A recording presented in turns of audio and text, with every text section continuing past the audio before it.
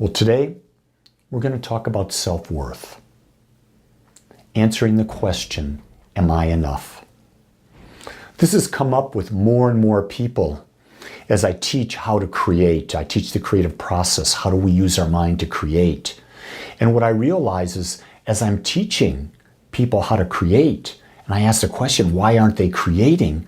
It really comes back to the idea they don't feel they're worthy.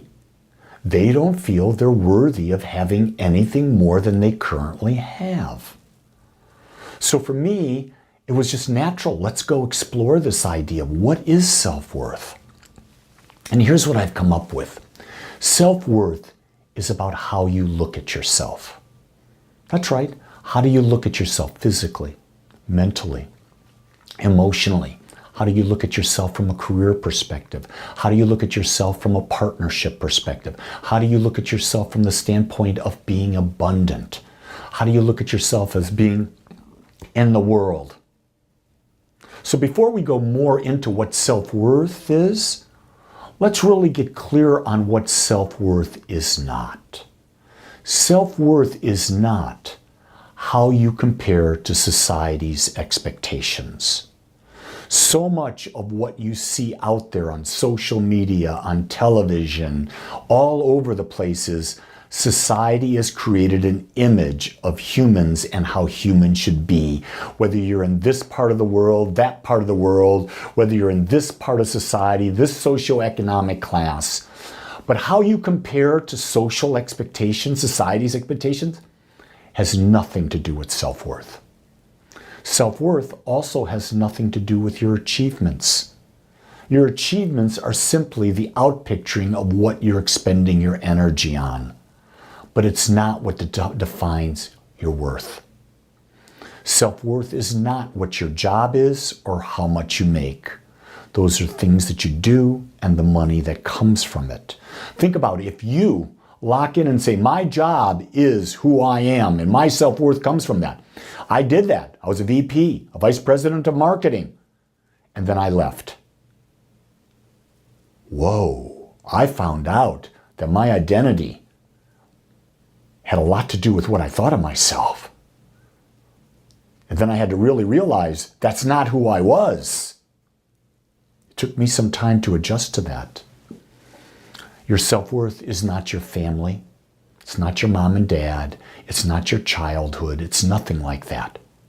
Your self-worth is something so much bigger than that. Self-worth is also, it's not your education.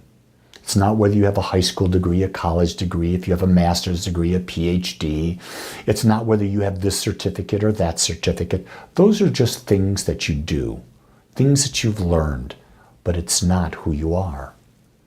Self-worth is also not your physical appearance. Think about all the movie stars and how they pride themselves. Their whole identity is based on how they look. And then as they start to get older, what do? Plastic surgery. And you've seen how many people have messed themselves up with plastic surgery. For me, I remember Meg Ryan. She was as adorable an expression of femininity as I've ever seen. And then she had some plastic surgery, and she's lost that look. She was trying to compare herself to society's expectations. She was trying to get her self-worth from her physical appearance, from her job of being an actress. It didn't work. Self-worth is not your relationship status. It's not that you're married or single. It's not that you have a partner. It's not that you have 2 or 3 partners. Self-worth has nothing to do with that. Self-worth also has nothing to do with your comparison to any other human being. Remember this adage, I don't know who said it, but I've heard it for years. Comparison is the death of joy. Your self-worth dies when you compare yourself to others, because let's understand, you're unique. They're unique. Don't compare unique things to each other. You can't.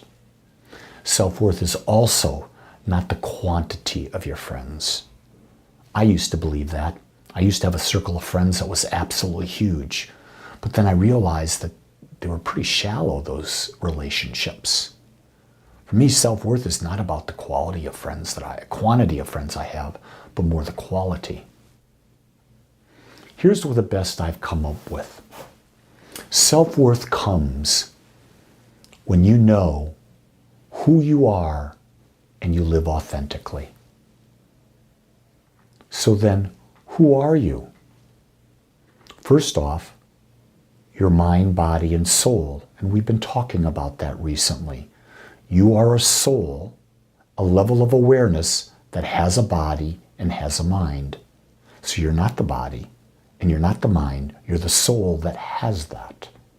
And in the body and the mind, you have desires to experience life in the unique way that you are.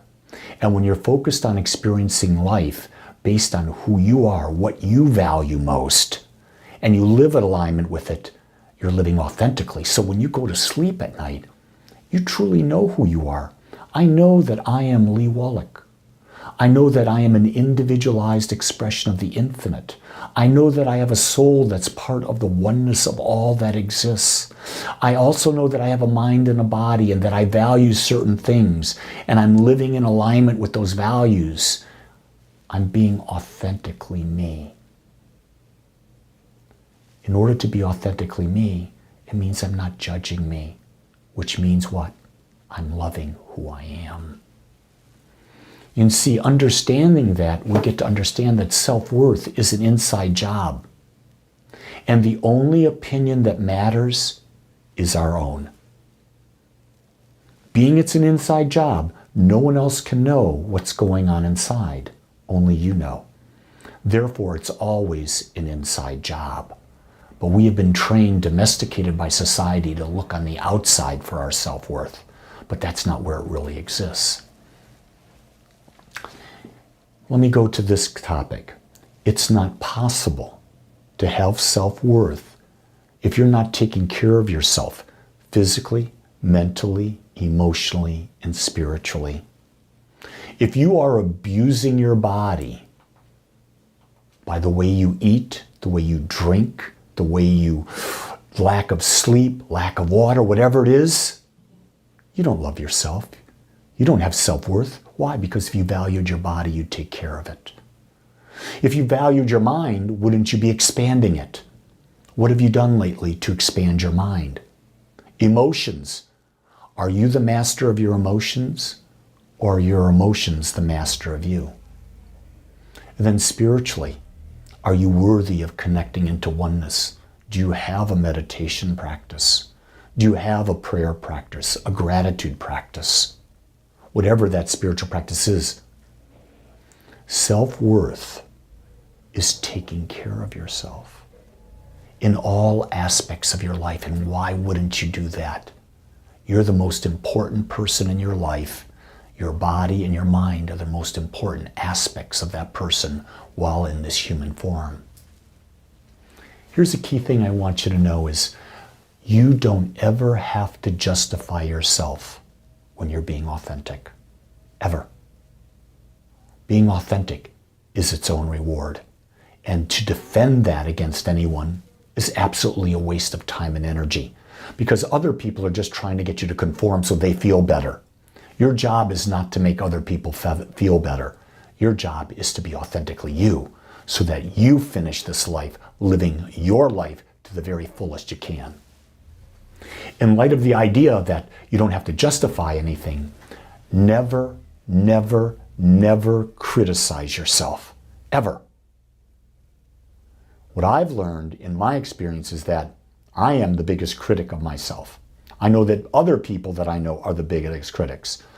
Why would you criticize yourself unless you were doing all of those things or some of those things that are really not what self-worth is about? The fact is, you are unique, you are whole, you are perfect right now. Accept yourself and then expand from there. First and foremost, self-worth issues stem from a belief in separation. We believe we're not one.